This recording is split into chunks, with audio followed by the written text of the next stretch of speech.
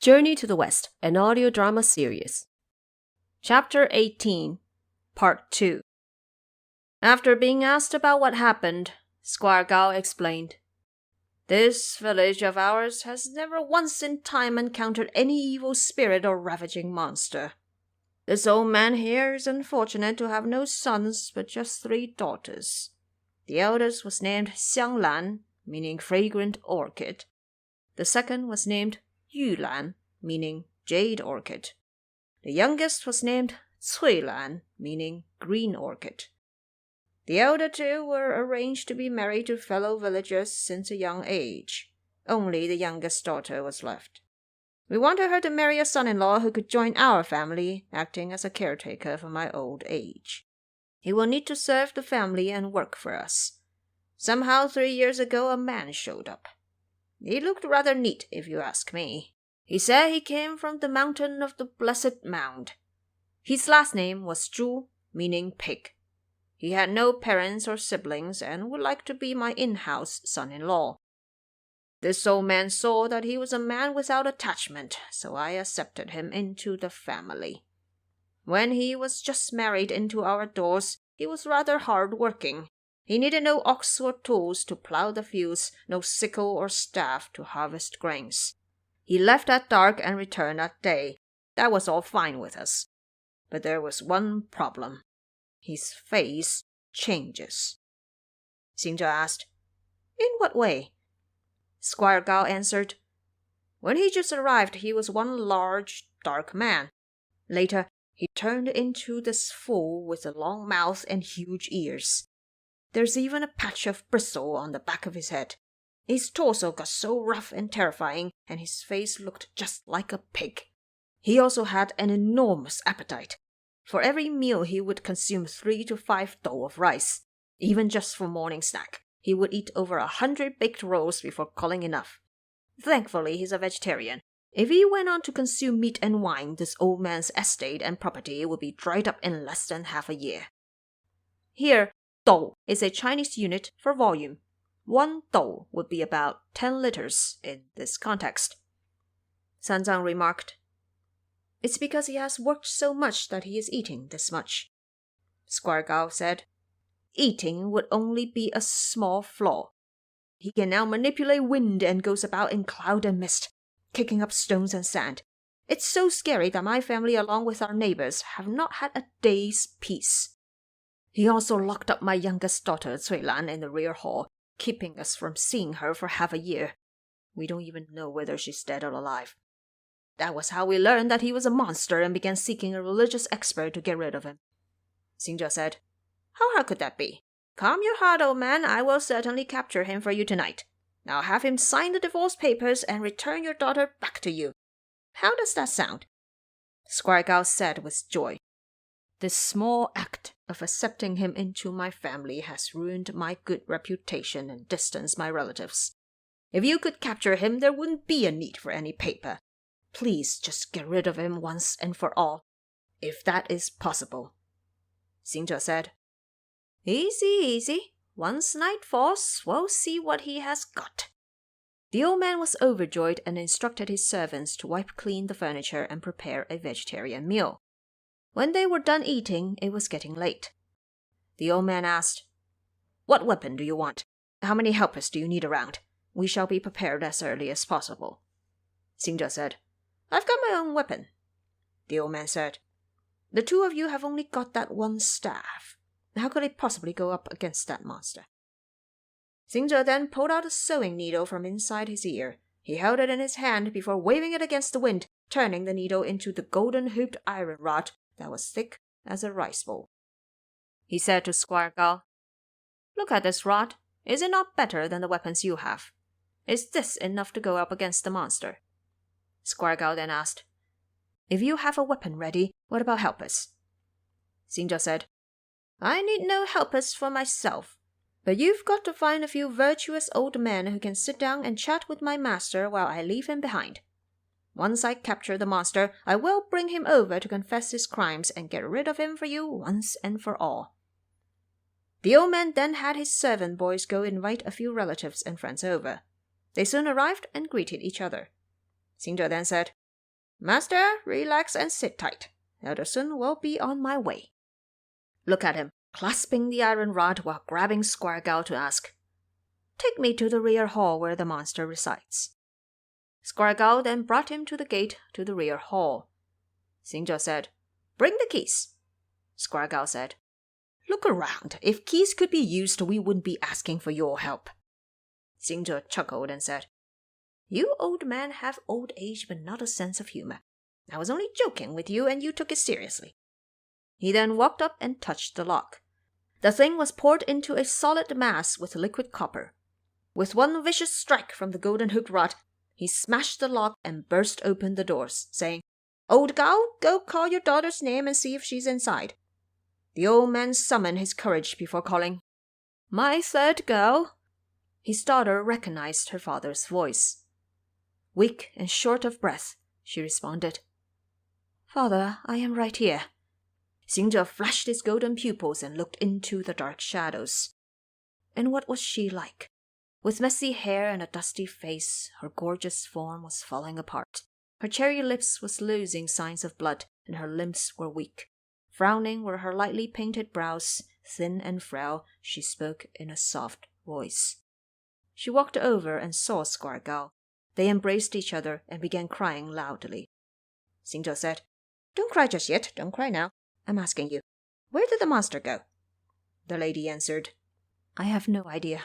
These days he leaves in the morning and only returns at night. It was all a mist cloud and mist, so I never knew where he went. I suppose he knew father wanted to get rid of him, so he was taking precautions. That's why he comes at night and leaves in the morning." Xingzhe said, "Say no more. Old man, bring your daughter to the front hall and take your time to catch up. Let Elder Sun wait here for him. If he never comes, don't you blame me, but if he does show up, I will make sure he's gone once and for all." Old Gao was overjoyed and took his daughter away.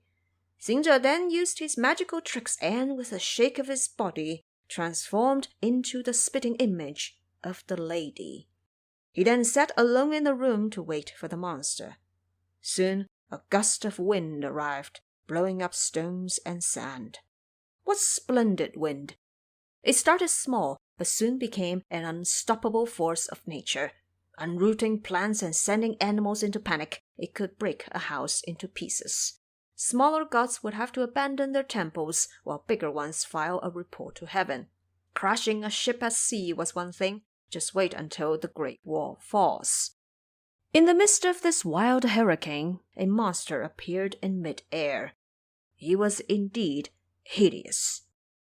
With a dark face and short hair, he had a long snout and huge ears. He wore a weaved short robe that was somewhere between black and blue, and he also had a patterned handkerchief tied on him. Xingzhe secretly laughed and murmured, "So this is the type I'm dealing with." Splendid Xingzhe! He neither greeted the visitor nor asked him any questions. Instead, he lied in bed and said he was sick, while moaning to no end. The monster couldn't tell the fake from the real. He entered the room, held the lady with his arms, and asked for a kiss.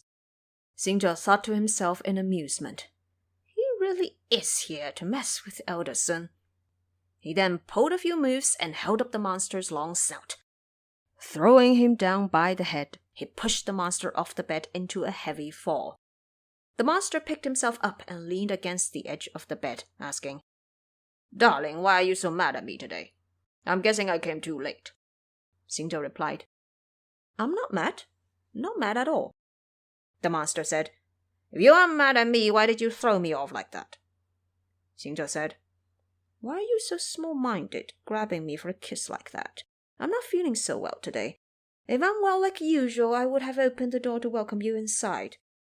Just undress and go to sleep."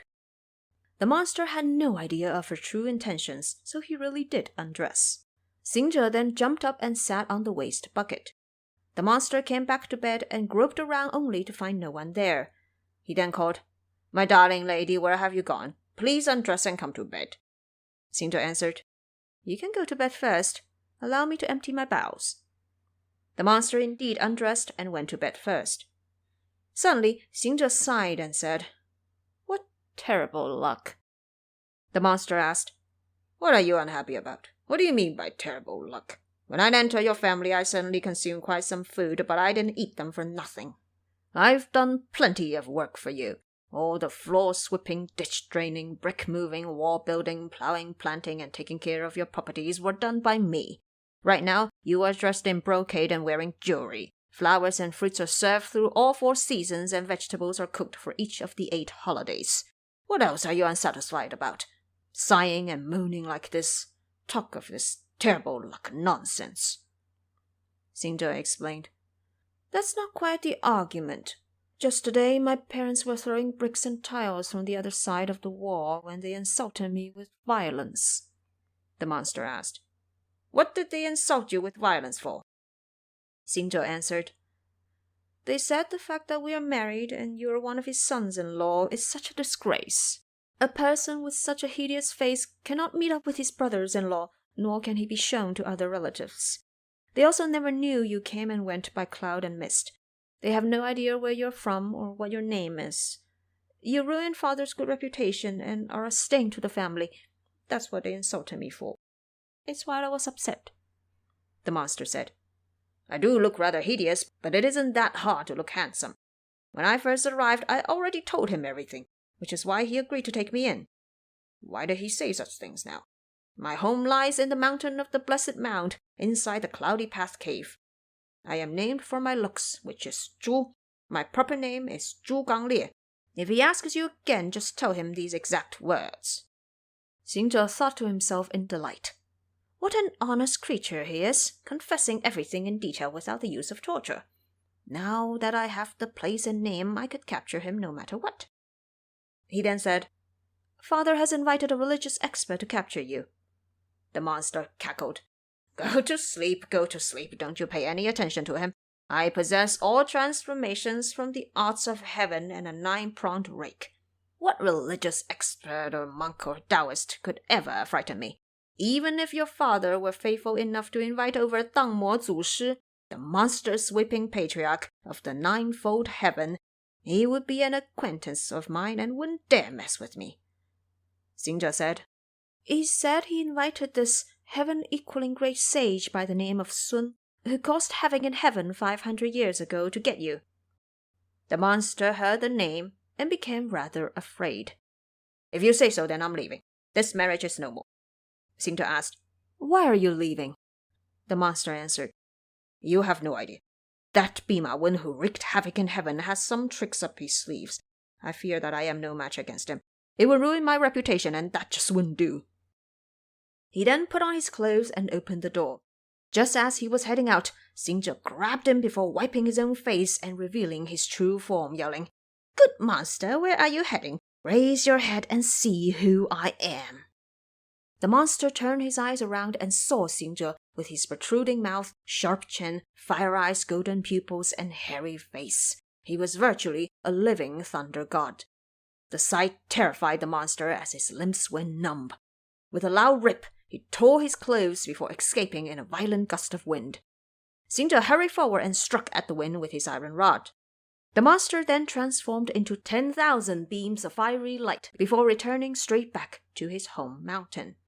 Xingzhe rode on cloud and chased right behind him, shouting, "Where do you think you're going? If you head up into heaven, I will chase you all the way to the palace of Dipper and Bow. If you head down to hell, I will follow you all the way to the prison of the unjustly slain." Goodness, we don't know where they headed or who won in the end. Please wait until the next chapter.